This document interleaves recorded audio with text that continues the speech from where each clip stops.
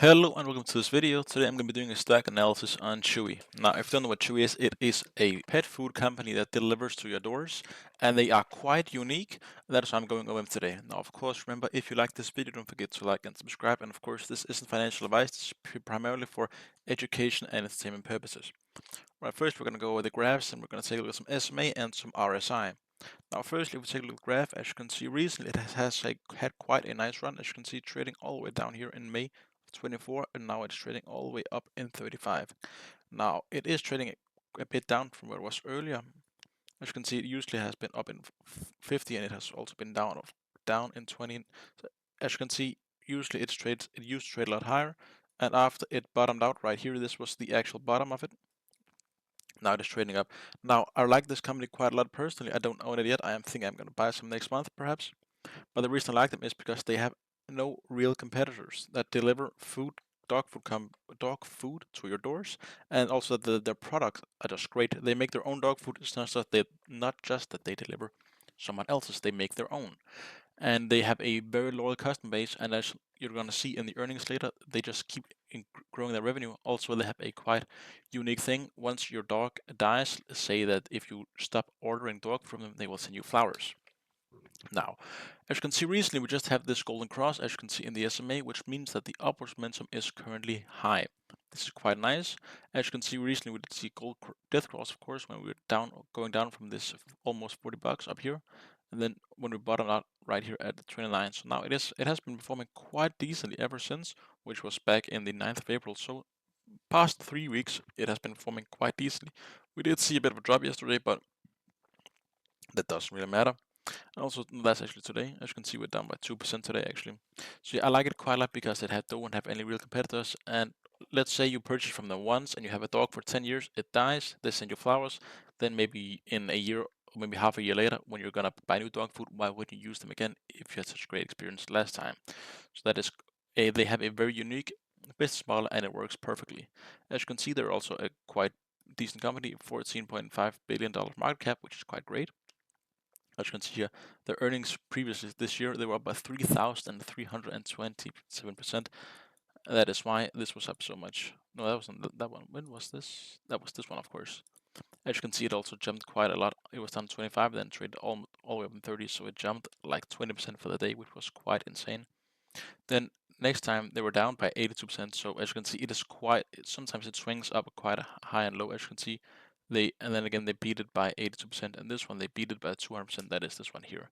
So that was almost 300%. Yeah. So their earnings are quite volatile, so they haven't guided quite decently enough compared. Of course, they got what they think they're going to earn, but it swings quite a lot, which is quite unique. Given that they're on a subscriber-based model. Now, as you can see here in the income, as you can see here in 2020, they didn't make money, and then made lost less money. And as you can see now, they're starting to increase their money, also increase their net margin. As you can see, it was quite low, but then it's gonna build up. And of course, that's because they need production capacity to make the dog food and deliver it and stuff like that. But it is, as you can see, it is gonna grow. And now that they make money, they also can more easily finance their debt. They do have quite a bit of debt, which is a bit unfortunate, but of course, it is quite a young company, so that is of course something to take into consideration. As you can see here, they don't pay dividends and have never done that. And of course, that's because they just recently started making money and they are just primarily focused on reducing the debts, as far as I know. And as you can also see in the quarters, some quarters we see quite nice margins of 10%, and some we see quite poor margins. But yeah, it swings quite a bit. But overall, it is increasing, and I like it quite a lot. Now, as you can see here from the seasonals, if we go back to 19, as you can see, we have overall a quite poor performance, as you can see here. Minus, minus, minus, minus. So we only have this year, last year, and then 2020 where it went great. In 2020, it went really great, up by 200%. But besides from that point, it hasn't been performing that great at all. So yeah, of course, this is something to remember, that it is quite volatile. As you can see, it's up 4% this year, but then again, that is the only normal, I would say, year so far on this, given how few years it has been trading.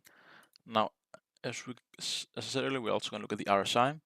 As you can see, sometimes in the RSI we trade a bit low, but most of the time it actually swings up and down quite nicely.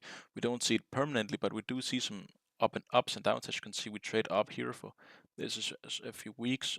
or a week or so, and then it trades down and then up. But we don't see any spikes, which I like. We did see, of course, a spike over here once we did see these huge jumps. But besides from that, we don't really see that many spikes.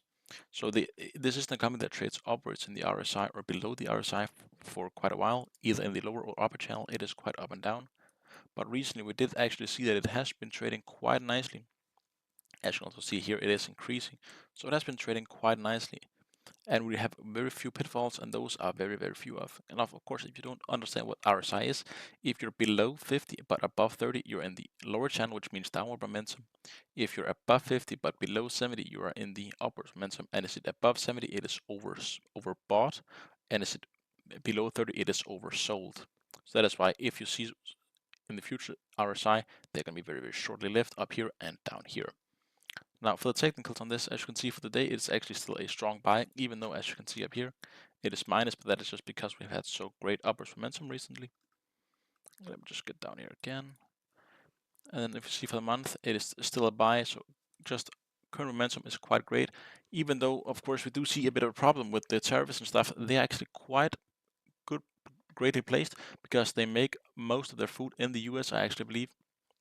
So yeah, they won't be hurt that bad by tariffs. That is also why it's performing quite decent at the moment. And we're also currently almost lying on a previous top, so it is at a support level. Now the analyst rating is, I think, is quite pessimistic.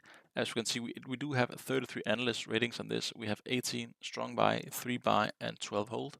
But as you can see, the average is only up by 12%. I think that is a bit low. I think it's going to end the year in about 50. So I think it's going to go up more than 30% from where it is currently. That's also why I'm planning on buying it. So I think it is going to end up in about 50. This is also because a lot of people because it is quite low given its historical records.